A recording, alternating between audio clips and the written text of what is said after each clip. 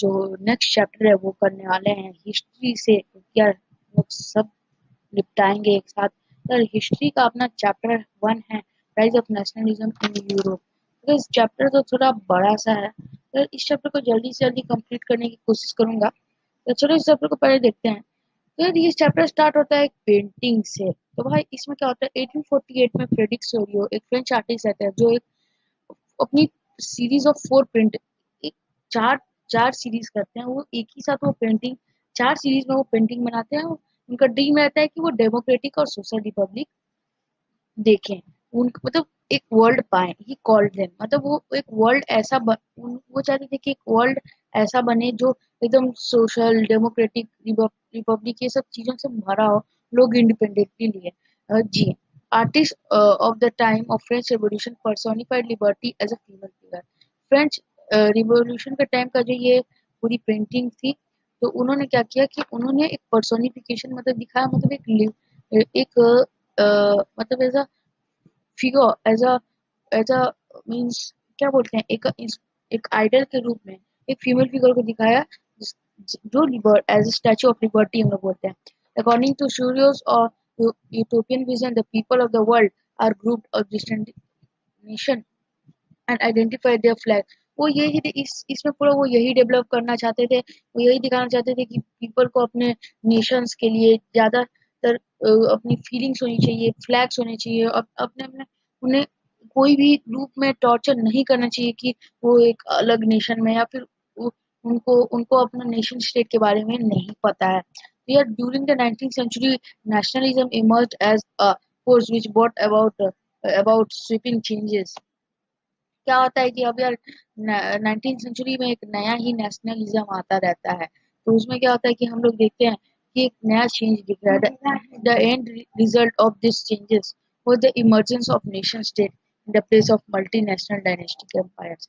अब क्या होता है कि जो लास्ट रिजल्ट होता है उसमें क्या होता है कि नेशन स्टेट के बारे में इन्होंने बताया, जो फॉर्म हो रहा है यूरोप में। तो यार मॉडर्न स्टेट, और इसमें क्या होता है कि सेंट्रलाइज्ड पावर होती है सब कुछ, ये चैप्टर में हम लोग देखने वाले हैं। तो चलो यार इसी के साथ अब मतलब अब हो रहा है रियल चैप्टर की स्टार्टिंग, जो है the French revolution and the idea of nation. तो यहाँ पे इस फ्रेंच रिवॉल्यूशन में क्या हो रहा है, फ्रेंच रिवॉल्यूशन में हो रहा है कि यार हमें दिख रहा है कि यार नेशनलिज्म कब हो रहा है। फ्रेंच फर्स्ट क्लियर एक्सप्रेशन क्या है कि हमें नेशनलिज्म ले आना है। तो फ्रेंच रिवॉल्यूशन में क्या पहला चीज है, 1789 में जो फ्रेंच रिवॉल्यूशन हो रहा है उसमें नेशनलिज्म उन्हें ले आना है। ठीक है भाई, नेशनलिज्म भी उन्हें मिल ही गया आखिरकार, नेशनलिज्म मिला ना, अब 9th में पढ़े होगे। अब political and constitutional changes that come in the wake of French Revolution led to the transfer of sovereignty from the monarchy to a body of French citizen। अब क्या हो कि एक नया, अब जब नेशनलिज्म आ गया तो कॉन्स्टिट्यूशन भी चेंज होगा, पॉलिटिकल चेंजेस होंगे, कॉन्स्टिट्यूशनल चेंजेस होंगे जो फ्रेंच रेवोल्यूशन में आ रहे हैं, जो सब सॉवरेनिटी से सीधा मोनार्की में जा रहे हैं। मतलब अब क्या हो रहा है, जो sovereignty from the monarchy to a body of French, अब क्या हो रहा है, transfer of sovereignty from the monarchy। अब देखो जितना पावर था अब वो मोनार्की से हटके फ्रेंच सिटीजन के हाथों में, मतलब अब क्या होगा, अब होगा आपका डेमोक्रेटिक रूल होगा। क्या होगा अपना, डेमोक्रेटिक रूल होगा। तो डेमोक्रेटिक रूल होगा ये भी समझ लिया भाई। अब क्या नेक्स्ट चीज इंट्रोड्यूस है, ला पैट्रे एंड ली सिटियोन emphasis the notion of united community enjoying equal rights. अब क्या हो रहा है कि यार एक नया आइडिया लिया गया, ला पैट्रे मतलब हमारा फादरलैंड है, और ली सिटियोन मतलब हम सिटीजन्स, मतलब हम अपने एक मतलब ये हमारा फादरलैंड है और हम इसमें इक्वली जिएंगे, इक्वली एक यूनाइटेड कम्युनिटी की तरह रहेंगे, हमें इक्वल राइट्स मिलेगा, इक्वल और सब कुछ मिलेगा। The States Generals was elected by the body of active citizens and renamed by the National Assembly। State general से वो इलेक्ट किया गया, स्टेट जनरल को भी इलेक्टेड किया गया by the body of citizen. एक स्टेट जनरल को इलेक्ट किया गया किसके, एक्टिव सिटीजन्स कौन थे, जो सिटीजन्स को वोट करने के जो टैक्स पे थे और जो 24-25 की उम्र से ज्यादा थे, तो उनको उन्हीं को एक्टिव सिटीजन कहा जाता था। उन्होंने क्या किया, वोट देके एक स्टेट जनरल इलेक्ट किया और एक नेशनल असेंबली बनी जो कि नहीं थी पहले। अब अब नेक्स्ट चीज क्या हो कि इंटरनल कस्टम ड्यूटी से हटा दिए गए, और बहुत सारे जो ड्यूज थे उन्हें भी हटा दिए गए। Uniform system of weights and measure ले आया गया, जितना भी टैक्स और इंटरनल कस्टम ड्यूटीज जो लगते थे उन्हें तो हटा ही दिया गया, जो हमें टैक्स पे करने पड़ते थे। ये चीज बड़ा सही हुई थी। यार अब तो उन्हें टैक्स पे नहीं करना पड़ता था, मतलब कि यार ये चीज की वजह से बहुत ज्यादा फायदा भी मिल रहा होगा। Uniform weights and measure. अच्छा, अब रिवोल्यूशन डिक्लेयर नहीं हुआ था, ये एक मिशन था कि ये सिर्फ फ्रेंच में ना रहे, ये पूरी तरह हर एक यूरोप में जाए। तो इन्होंने क्या किया, फ्रेंच वाले जो रिवोल्यूशनरीज थे, इन्होंने क्या किया कि अलग अलग जगह गए। फिर अब क्या हुआ, student and other member educated middle class began to setting up a Jacobin club. अब Jacobin club बनने लगा।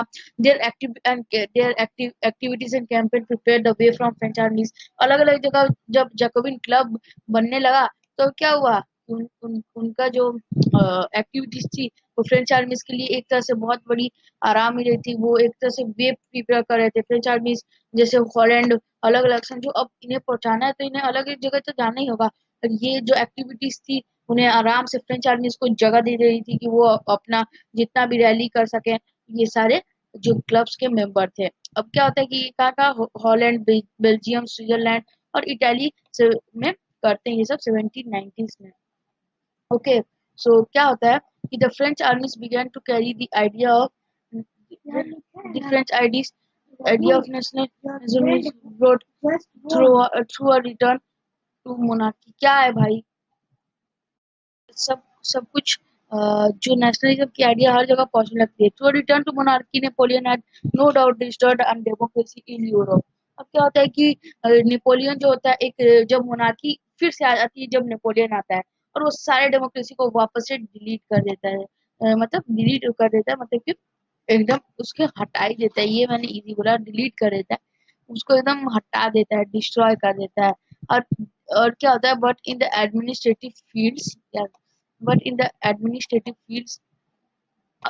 he had incorporated revolutionary principle। but यार वो बहुत सारे revolutionary principle भी बनाता है, ऐसा नहीं है कि सिर्फ आके वो बर्बादी कर रहा है। बहुत सारे चीजों को वो देखता है, बहुत सारी चीजों को वो बताता रहता है। तो यार हम लोग चलो देखते हैं अब क्या होता है कि अब civil code of 1804, usually known as the Napoleonic Code, did away the all privileges based on birth. They established equality before the law. Napoleon simplified the administrative division, abolished the feudal system and freed peasants। अब क्या होता है कि civil code of 1804 होता है, ये बहुत ज्यादा इंपॉर्टेंट होता है। इसमें वो क्या करता है कि अब ये जो कोड है इसको समझ लेना, इसके नीचे ये जो सारे पॉइंट्स है मैं वही समझा रहा हूँ।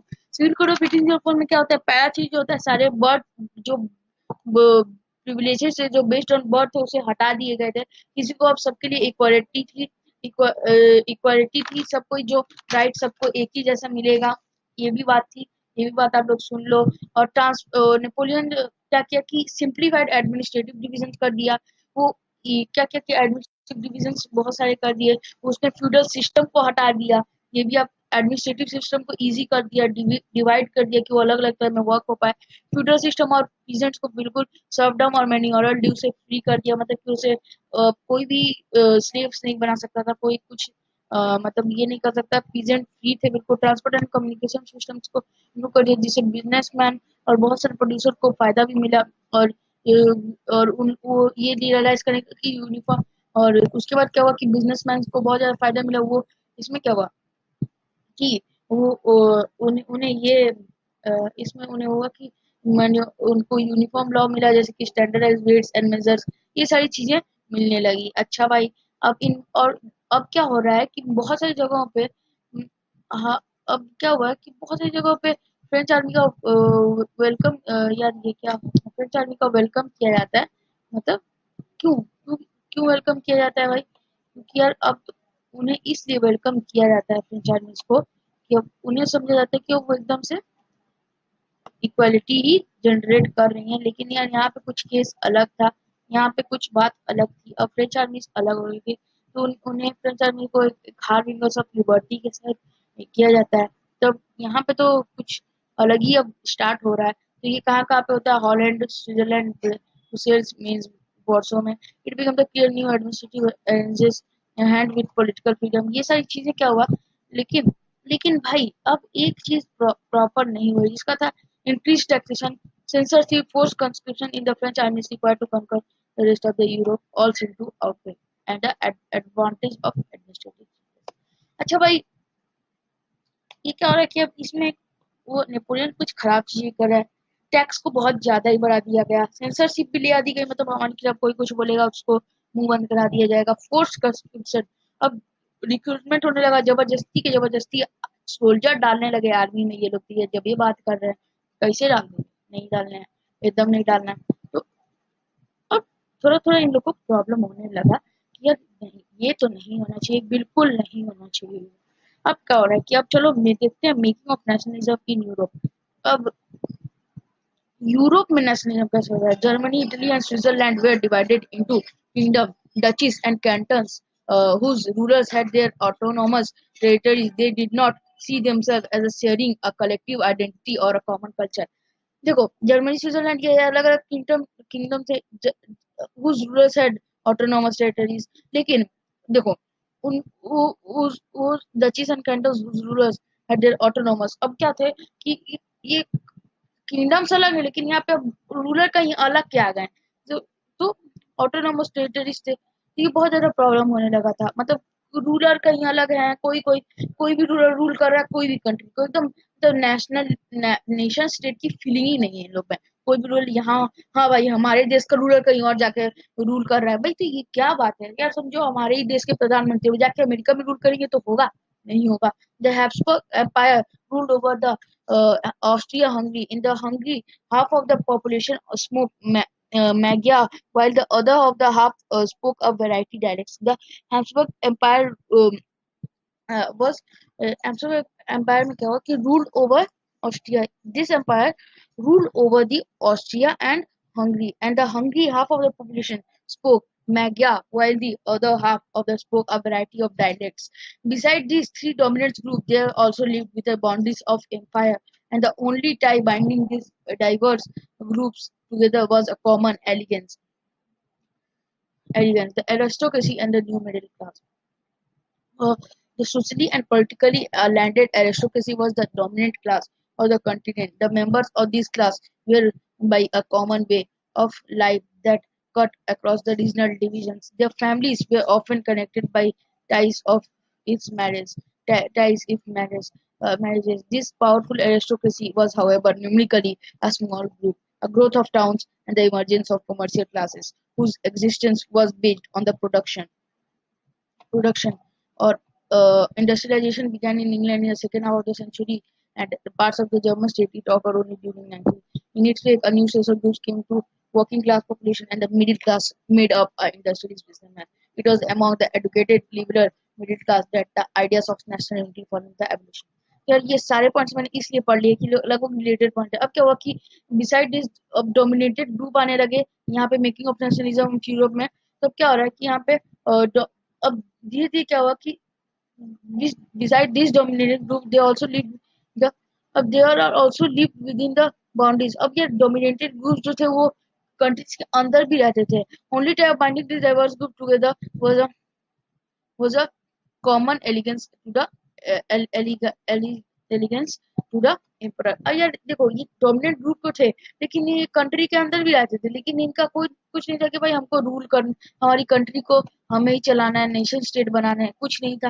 वो लोग हाँ बस अब इनको टुगेदर करने का क्या था, तो इनके एम्परर को साथ ले आना था, इनके एम्परर जो बोलते थे वही करते थे। अब इसी से जुड़ा ये है कि एरिस्टोक्रेसी जो थी वो बहुत बड़ी, जो न्यू मिडिल क्लास जो ये पूरी तरह से बन रहे हैं, तो यही थी एरिस्टोक्रेसी। तो ये क्या था एरिस्टोक्रेसी और न्यू मिडिल क्लास के बारे में? ये कौन सा ग्रुप था? ये सोशली और पॉलिटिकली और इकोनॉमिकली भी बहुत ज्यादा पावरफुल ग्रुप था। ये पूरे कॉन्टिनेंट में जो पूरा यूरोप था ये सब जगह फैले हुए थे। और ये जब member of this class common way of life that ये अपने आप को रीजनल डिविजन्स में बातें करते थे, लेकिन इनकी फैमिलीज कनेक्टेड कैसे थी? मैरिज के द्वारा। ये ज्यादातर क्या करते थे? फ्रेंच स्पीकिंग पीपल थे। और इनके पास पावर कैसे था? तो ये स्मॉल ग्रुप्स में थे, लेकिन इनके पास पावर था कि ये बहुत ज्यादा कमर्शियल क्लासेस थे और इनके पास बहुत ज्यादा इंडस्ट्रीज थी और ये बहुत ज्यादा प्रोडक्शन इम्प्रूव कर पाते थे। Industrialisation began in England in the second half of the 18th century. Industrialisation क्या हुआ कि अब इंडस्ट्रियलाइजेशन होने लगा second half of the 18th century में। और फ्रांस क्या हुआ? But in France and parts of German state it occur only during the 19th century. बट ये सब चीजें फ्रांस और ये सब में। और इसके बाद क्या हुआ कि एक नए ग्रुप का मतलब ये हुआ नए ग्रुप का एक तरह से नया ओरिजिन निकला एक नए ग्रुप का, जो थी working class population and the middle class made up of industrialist, businessman, professional. It was among the educated liberal middle classes the idea that ideas of national unity following the abolition of aristocratic privileges gained popularity. अच्छा भाई, ये भी समझ में आ रहा है कि आपका ज्यादा ऊपर चल गया। तो फिर अब क्या हो रहा है कि मतलब अब वो लोग क्या कर रहे हैं कि ये अब जो ये नया मिडिल क्लास जो आया आपका, ये मतलब अब इन्हें क्या था, ये तो पढ़े लिखे थे, ये एडुकेटेड थे, तो इन्हें क्या था कि अब नेशनल यूनिटी चाहिए होती थी। यार ये कैसा है, ये कैसी चीजें हो रही हैं यहाँ पे, देखो कोई लिबरलिज्म नाम की चीज नहीं है, इन्हें ये चाहिए था। तो अब ये ज्यादा पॉपुलैरिटी गेन करने लगे एरिस्टोक्रेसी से। अब क्या हुआ, liberal liberal nationalism stand for. अब what did liberal nationalism stand for, तो इसमें सिंपल है, लिबरलिज्म का मीनिंग क्या है। ये जो चीज थी, आइडियोलॉजी ऑफ लिबरलिज्म, ये अर्ली 19th सेंचुरी में यूरोप में आई, क्योंकि यही अभी पूरा यहाँ पे क्या हुआ कि लिबरलिज्म का मतलब क्या होता है गाइस, कि फ्री, हम फ्रीडम चाहते हैं, फ्री लिबरलिज्म फ्रीडम के लिए स्टूड करता है, और वो इक्वालिटी, और वो सबके लिए एक ही लॉ, वो सबके लिए होता है। जो ऐसा नहीं कि वो राजा का है तो राजा के लिए अलग लॉ है, लेकिन और नॉर्मल पीपल के एक ही लॉ होगा, लेकिन सबके लिए होगा। और it emphasise the concept of govern by consent. और इसमें क्या था कि गवर्नमेंट है वो एकदम पीपल के वर्क पे चले, पीपल जैसे जाएंगे वैसे चलेंगे, प्रॉपर गवर्नमेंट होगी। ऐसा नहीं होगा कि अनबायस्ड रूल कर रही है वो, ऐसा नहीं होगा। कॉन्स्टिट्यूशन और representative government through parliament, representative government चाहिए होती थी। Right to vote to all women और मेन के साथ, ऐसा नहीं कि सिर्फ, और right to vote and to get elected was generated exclusive property own. जो ऐसा कहते हैं कि राइट टू वोट भी होना चाहिए, लेकिन exclusive to property men without property and all women are excluded from political rights. Women are non-property men and women organized opposition demanding equal. क्या हुआ कि उस टाइम क्या हुआ कि मैन जो थी, जो मैन लोग थे ज्यादातर, ये उस टाइम क्या था कि मैन ही को ये था, तो उन्होंने, और वो भी मैन जिनके पास प्रॉपर्टी थी ये सब थी उनके लिए। बट क्या हुआ कि फिर जो मैन बिना प्रॉपर्टी के थे, जो टैक्स पे नहीं थे, जो वुमेन वुमेन को तो ऐसे भी नहीं मिलता था, तो ऐसा तो छोड़ ही दो। तो वुमेन और ये मैन मिलकर क्या किए, अपना प्रोटेस्ट ऑर्गेनाइज किए, और एबोलिशन ऑफ स्टेट इम्पोज। सारे जो हमारे गुड हर जगह, यार समझ लो कि स्टेट स्टेट से स्टेट जा रहे हैं, टैक्स लग जाता है, अलग अलग करेंसी है ऐसा। और merchant traveling from Hamburg to Nuremberg sell his goods would have to pass through even custom barriers and pay a custom duty of about, ये सब सारे कस्टम ड्यूटीज को हटाना था। एक नया एक रेवोल्यूशन लेके आना था, एक नया इकोनॉमिकल ये लेके आना था, सारे ऑब्स्टिकल को हटाने थे। एक प्रॉपर चीज, एक प्रॉपर यूनिफाइड सिस्टम ले आना था ट्रेड के लिए, क्योंकि यार ट्रेड होगा तभी ज्यादा फायदा होगा। तो यार ये देख लेते हैं, the union abolish traffic tariff barriers and reduce the number of currency from over 30 to 2। अब क्या हुआ कि 30 से लेके 2 30 से लेके 2 तक की सफर देखा गया इनकी करेंसी में। 30 करेंसी थी, सोचो एक ही कंट्री में भाई, इतने ही यूरोप में इतना करेंसी भाई, तो कैसी बात है भाई, ये क्या जान लेंगे क्या ये, इतनी करेंसी रखते भाई, कितना देना पड़ता है सोचो, स्टेट स्टेट बाय स्टेट। हम लोग इंडिया से महाराष्ट्र जाएंगे तो कितना देना पड़ जाएगा भाई, 4-5 स्टेट के 4-5 करेंसी, भी अलग अलग दाम का, सोच लो। तो अब चलो देखते हैं न्यू कंजर्वेशन आफ्टर 1815, ये भी कैसे इंपॉर्टेंट है। तो क्या होता है कि 1815 में अपना नेपोलियन चचे का ये हो जाता है, उनका डेथ हो जाता है। तो नेपोलियन जी भी अपने मर जाते हैं, डेथ नहीं होता है, मतलब उनको हरा दिया जाता है, मतलब वो डेथ नहीं है, मतलब उनको हरा दिया जाता है। किसके द्वारा, यूरोपियन गवर्नमेंट क्या करती है, यूरोपियन गवर्नमेंट क्या करती है कि वो 4 कंट्रीज होती हैं जो मिलके ऑस्ट्रिया, ऑस्ट्रिया, प्रोसिया, ब्रिटेन, रशिया, ये चारों कंट्री मिलके इन्हें हराती हैं। तो ये क्या होती है कंजर्वेटिव, ये जो ये सब हुआ क्यों, ये एक स्पिरिट था कंजर्वेटिज्म का, क्योंकि ये जो यूरोपियन था ये नए नए राइट्स ले आ रहा था, और मोनार्की को भी, मोनार्की तो थी पर ये नए नए राइट्स ले आ रहा था। तो वो तो कंजर्वेटिज्म क्या है, वो पुराने राइट पे बेस्ड होते हैं, ये ओल्ड ट्रेडिशन को फॉलो करने वाले थे। ये नहीं चाहते थे कि मॉडर्नाइजेशन हो, एक अपना पुराना इंस्टीट्यूशन लाइक मोनार्की ही रहे, और बस। अब क्या हुआ कि modern army and efficient bureaucracy dynamic economy, the evolution of feudalism and serfdom could be strengthened the। अब ये सब क्या होता है कि एक ये सब क्या करता है ऑटोक्रेटिक मोनार्कीज ऑफ यूरोप। लेकिन कुछ ये जो मॉडर्न आर्मी है और dynamic economy evolution of feudalism ये क्या करता है कि ऑटोक्रेटिक मोनार्कीज तो ये सब स्ट्रेंथन कर देता है यूरोप को एक तरह से। ये लोग को तो था कि हटा देते हैं। इन 1815 रिप्रेजेंटेटिव ऑफ यूरोपियन पावर्स जो जिन्होंने मिलकर लड़ाई की और हराया तो वो थी वो क्या हुआ कि वीना जो ट्रीटी ऑफ वीना है वो भी आपको अब समझ में आएगा भाई। ट्रीटी ऑफ वीना क्या था वो एक सर वीना प्लान। इसको किसने होस्ट किया था ड्यूक मेटरनिच ने, द ऑस्ट्रियन चांसलर ड्यूक मेटरनिच। अच्छा बॉर्मन डायनेस्टी को रिस्टोर कर दिया गया। France lost the territories it had annexed under Napoleon. जो फ्रांस ज्यादा टेरिटरीज जीती थी जो नेपोलियन के अंडर में उसे भी हटा गया। जो जर्मन कॉन्फेडरेशन ऑफ 39 स्टेट्स थे उन्हें छोड़ दिया गया क्योंकि जर्मन जो था उनके 39 स्टेट को अनटच रखा गया जो नेपोलियन ने सेटअप किए थे। जर्मन को भी तो उसने सेटअप किया था तो उसकी उसे हटा दिया गया। मतलब जर्मन कॉन्फेडरेशन ऑफ 39 स्टेट उन्हें नहीं छुआ गया। उन्हें छोड़ दिया गया कि भाई इसको ऐसे रहने दो। और बाकी boundaries with autocratic did not tolerate criticism dissent and sought to curb activities the question of legitimacy of autocratic government। इन्होंने ये बताया कि यार अब ऑटोक्रेटिक किसी की नहीं चाहते। जो पुरानी गवर्नमेंट है वही रहनी चाहिए और किसी को हम लोग को नहीं देखना है भाई रेवोल्यूशनरी। और हम लोग किसी को टॉलरेट नहीं करेंगे। हमारी जो एक्टिविटी है उसमें कोई क्वेश्चन नहीं होना चाहिए। मतलब ये भी एक तरह से उन्होंने ये भी कर दिया कि यार अब हम मतलब हमारे ऊपर कोई नहीं है। अब ये जितने लोग बोलेंगे उनके मुंह बंद करो भाई सीधा जेल में घुसा डालो। यही बात थी उनकी। अब द रिवोल्यूशनरीज अब यार ड्यूरिंग 1815 बहुत सारे रिवोल्यूशनरीज निकल के आने लगे क्योंकि यार लिबरलिज्म हो रहा था। तो यार हमारे एक बहुत बड़े रिवोल्यूशनरी थे जिनका नाम था गिस्पी मजीनी। born in Genoa in 1807 he became a member of the secret society of Carbonari। तो ये क्या थे ये सीक्रेट सोसाइटी के मेंबर बन गए। और इन्होंने बहुत सारी मतलब ये he sent to into exile in 1831 for इन्हें जेल भी भेज दिया गया। एग्जाइल नहीं इन्हें कंट्री से जेल नहीं इन्हें कंट्री से भगा दिया गया। और क्योंकि उन्होंने रेवोल्यूशन का ये किया था लिगुरिया में। और इन्होंने Mazzini believe that the god had intend nation to be natural units of mankind. ये बिलीव करते थे कि यार गॉड ही ने बनाया कि नेशंस एक नेचुरल यूनिट्स है मैनकाइंड के लिए। तो नेशंस को हमें नहीं हमारी नेशन को हमें फील करना चाहिए।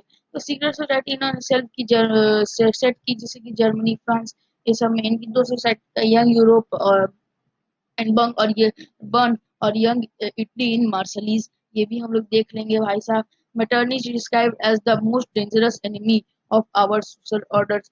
मेटर्निच को भी अभी तक का सबसे ये मेटर्निच को क्या किया गया इन्हें बोला गया मोस्ट डेंजरस एनिमी हमारे सोशल ऑर्डर का। कौन बोले होंगे अपना कंजर्वेटिव्स बोले होंगे मोनार्कियल किंग बोले होंगे ये लोग बोलेंगे। अब भाई आता है हमारा 1830 टू 1848 हमारा एज ऑफ रेवोल्यूशन। अब भाई इसमें क्या होता है क्योंकि कंजर्वेटिव डिजाइन्स थी तो इन्होंने क्या किया था पावर रिबलिज्म और increasing associated with many regions of Europe such as German से the province of Ottoman empire Ireland. इन्होंने क्या किया था कि बहुत ज्यादा रीजन्स में ऐसे ही छोड़ दिए थे इटालियन जर्मन स्टेट। इन्होंने हर जगह मतलब इन्होंने कोई नहीं कि लिबरलिज्म नेशनलिज्म चाहिए। ये अपने आप में अलग ही थे कि यार हम लोग को कुछ नहीं हम लोग को सिर्फ एक अपना रूल चाहिए। तो वो अपना स्टैब्लिश हो गया।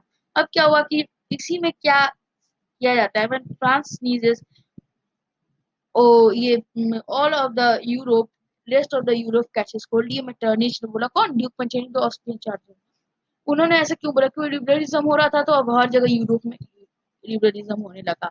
तो ये जो एज ऑफ रेवोल्यूशन था इसी से स्टार्ट होता है। इसमें क्या होता है कि जो ऑटोमन एम्पायर होता है ग्रीस में तो उसमें क्या होता है तो ग्रीस में जो हमारा ऑटोमन एम्पायर होता है वो उसको कैप्चर कर लेता है जो कि एक मुस्लिम एम्पायर होता है। खलीफा जिसमें रहते हैं उनका ये एम्पायर होता है। ये सिंस द 15th सेंचुरी से वो बहुत ज्यादा समझ लो यार ग्रीस एक ऐसा जगह था ना कि पूरे यूरोप का सेंटिमेंट उससे जुड़ा हुआ था। Greeks living in exile and also from अब वो बहुत सारे ग्रीक्स को तो भगा भी दिया गया था। कोई कोई तो डर के मारे एकदम छुप छुप के रहते थे।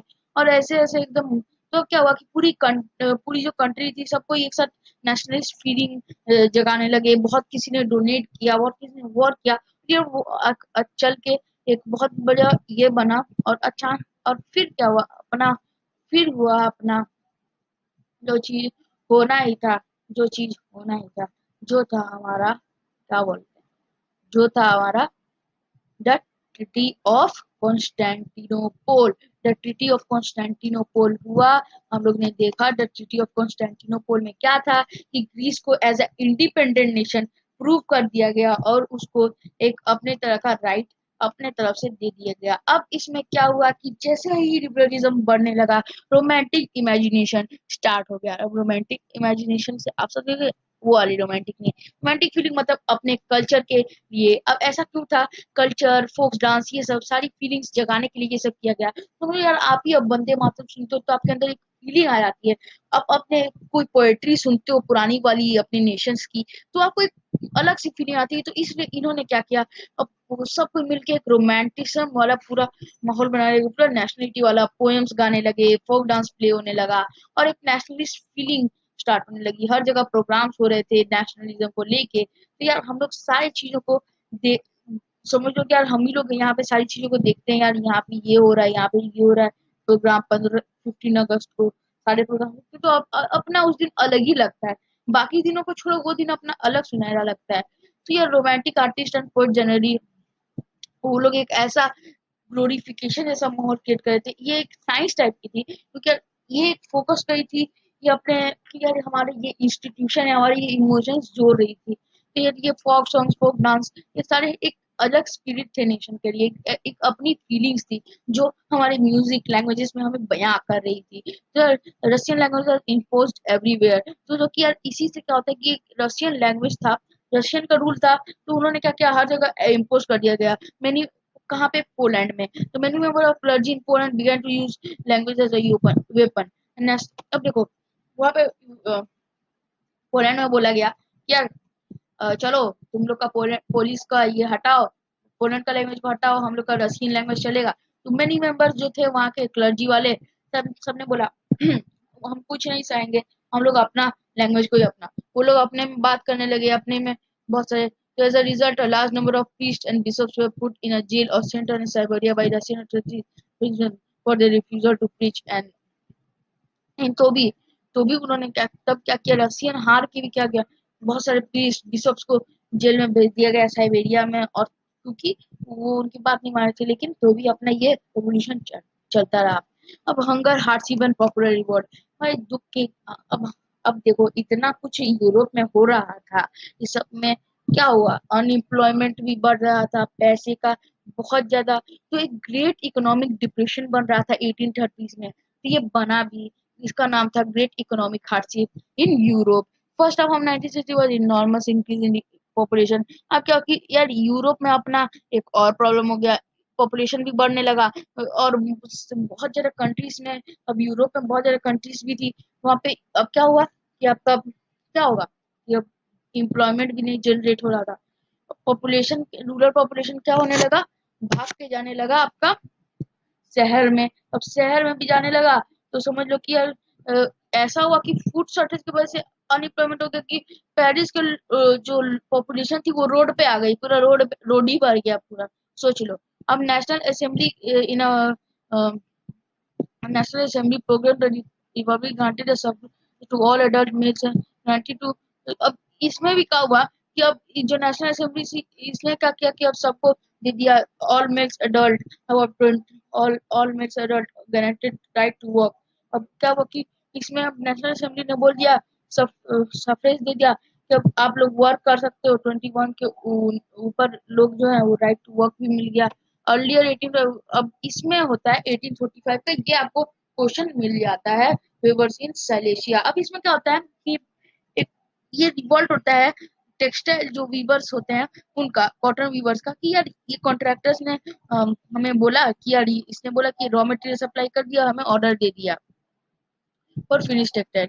4th June at 2 p.m. a large crowd of weavers emerged from their home and marched in fear of the mention of their contractors demanding the higher wages. हाँ भाई, समझ में आ रहा है। अच्छा, the contractor fled with his family to neighboring villages, which however refused to the shelter such as person.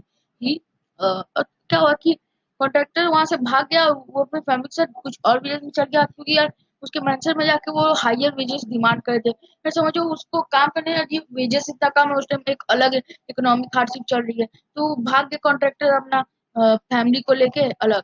He return 24 hour later, पर और उसके बाद वो जो कॉन्ट्रैक्टर तो बड़ा आदमी था, तो वो आर्मी को लेके आया। Election for 11।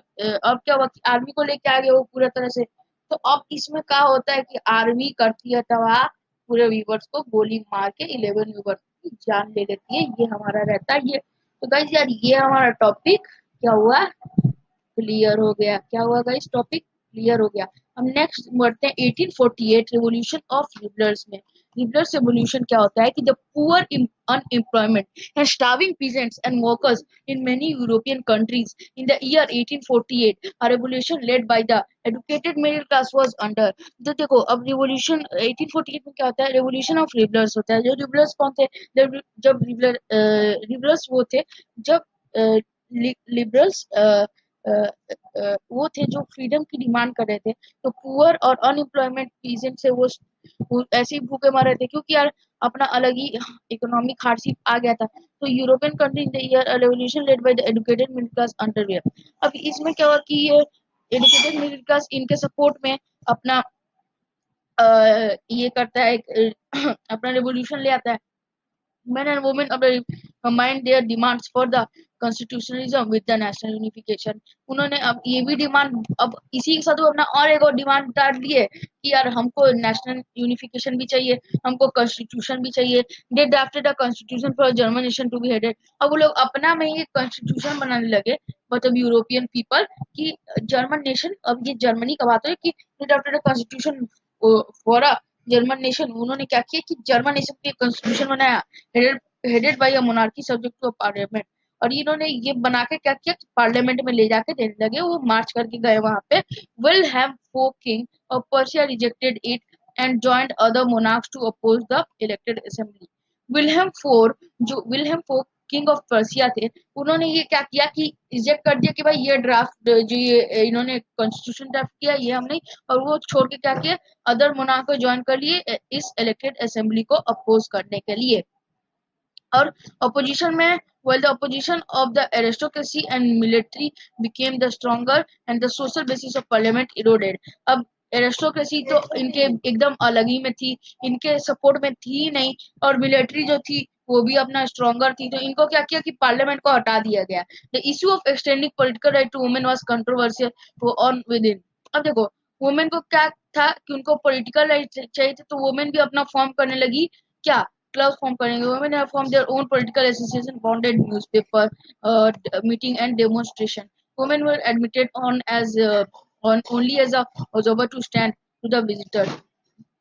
वुमेन को क्या किया गया कि एज अ विजिटर्स ही रख दिया गया। और वुमेन इतना कुछ की, पर उनको बस विजिटर, गैलरी में वहां पे गैलरी था, वहां पे विजिटर। और क्या हुआ कि मोनार्क अपना रियलाइज किया कि चलो ये रिवोल्यूशन का साइकिल चलता रहेगा, इनको भी कुछ देते हैं। तो उन्होंने बस ये कुछ कुछ कंसेशन ग्रांट कर दिए।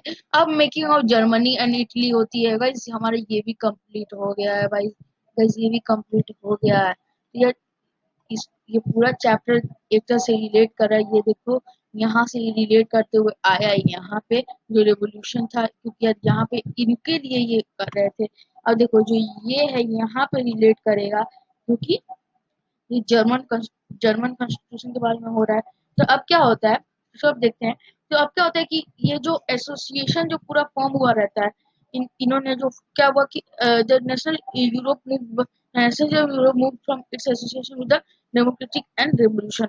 अब बहुत हुआ ये सब शांति का बात, लेकिन अब इनको क्या करना था। अब इनका एक ही मकसद था कि अब छोड़ो इन लोग को, अब हम लोग अपना डिमांड करते हैं।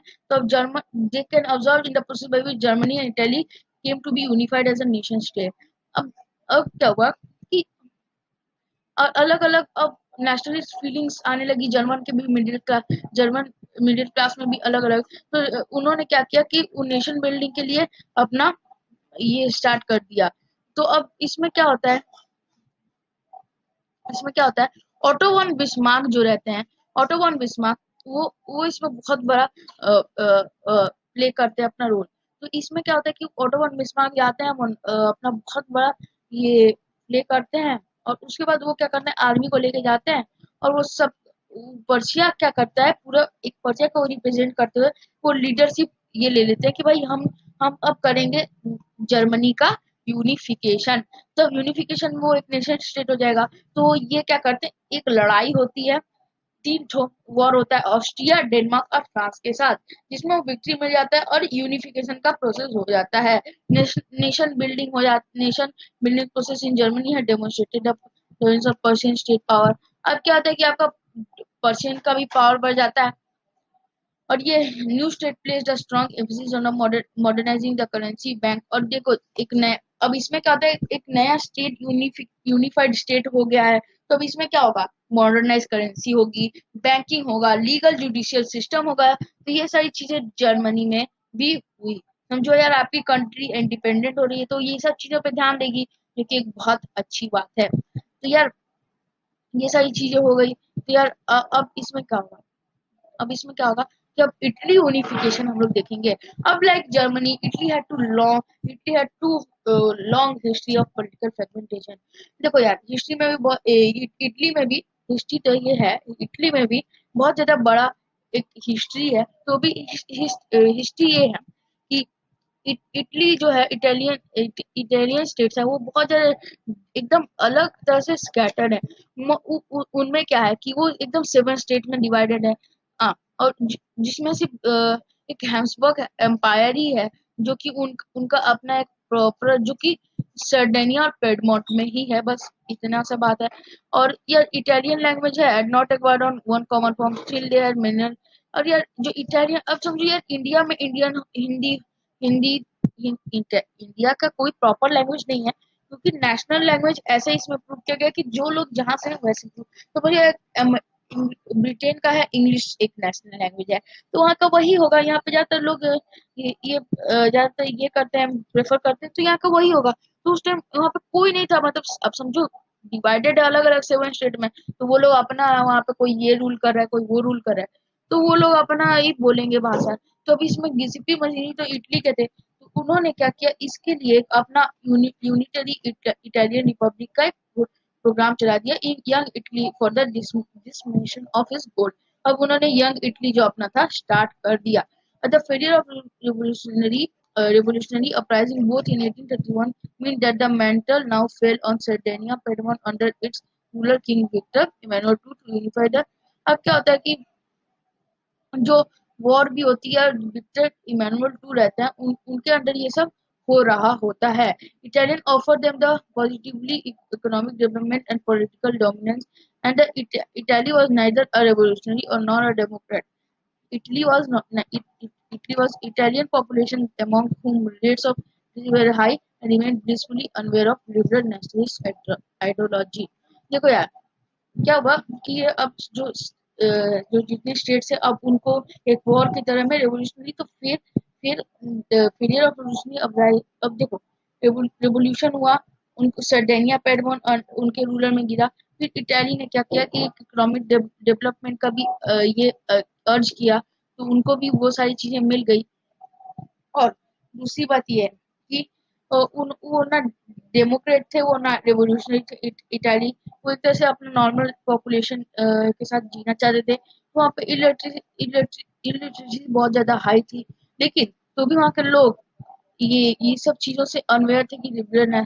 तो ही उनके लोग ये सब चीजों से एकदम अनवेयर हो गए, क्या लिबरल नेशनलिस्ट आइडियोलॉजी होती ही क्या है। तो ये सब चीजें उन्हें नहीं मिली, पता चलो यार। चलो अब देखते हैं नेक्स्ट पॉइंट हमारा क्या मिल रहा है। तो हमारा स्ट्रेंज केस ऑफ ब्रिटेन, अब इसमें ब्रिटेन का भी एक स्ट्रेंज केस बताया जा रहा है।